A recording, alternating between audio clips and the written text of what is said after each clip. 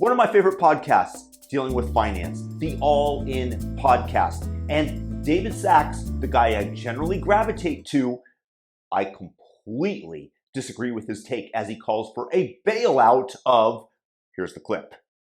Because the value of the buildings, the rent has gone down so much because there's so much vacancy. I mean, when these loans were underwritten, San Francisco had like a 5% vacancy rate. And now it's like 30 to 40%. There are just no tenants. And then, in parallel with that, Jason, you've got all these cases where you not only have tenants or leases rolling, you have loans rolling. Again, if the owner of the building has either a construction loan or like a long-term debt and that needs to roll, they have to refinance it. And if they can even get credit, which they may not be able to because of this crunch, they're going to be paying a lot more for it. So now all of a sudden, the income statement for that building doesn't make sense. Think about it. Your borrowing costs are higher and your revenue is lower. So now all of a sudden the building's underwater. So where does that end up? Well, they default on the debt and the bank ends up owning the building. So then what happens is you end up with, all of downtown San Francisco owned by a bunch of banks. What are they going to do with it? They don't want to be in the real estate business. So they have to fire sale those buildings in a bunch of auctions at rock bottom prices because, by the way, there's no cash or liquidity out there. So who are the buyers? Who's the buyer? That was nobody. Exactly there are no buyers. We have a 30% vacancy rate. There's no renters. So what happens? Detroit, is it just like a dead city? And then the tax base collapses the city because so much of the tax base is dependent on real estate. So listen, I think they're going to have to work this out. I don't think they can just let the free market take its course here because you're going to end up with the scenario I just painted. So I think what hopefully would happen maybe is that the banks do some sort of deal with the real estate owners that, they blend and extend or whatever. But in order to do that, they're going to need to be backstopped by somebody. And that's the Fed. Freeberg. In my last video, I showed David debating Vivek Ramaswamy on the bailout of depositors at Silicon Valley Bank. I thought it was a nuanced conversation. I could understand David advocating for such depositors having their funds made whole. This I completely disagree with.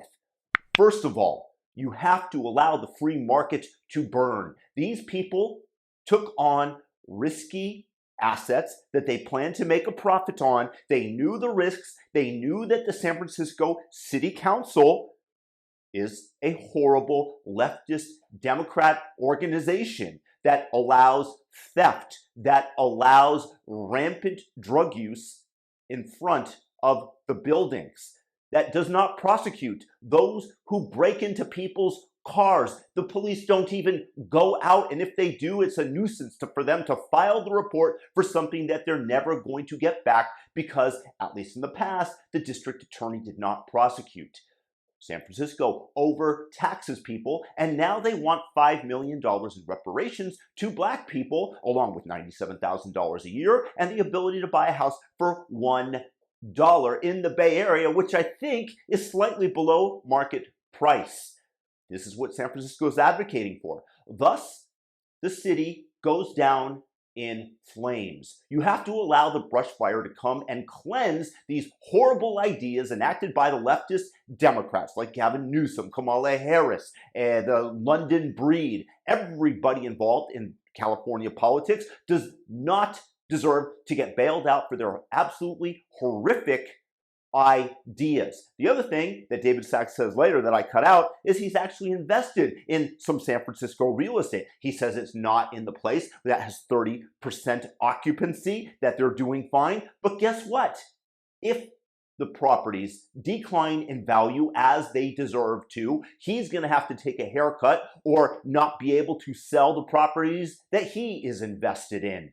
Do you think that there might be a conflict of interest in him asking for another bailout? Are you a libertarian? Are you truly for the side of the free market? Or are you just somebody in libertarian in name who states that the government must come in and bail him out?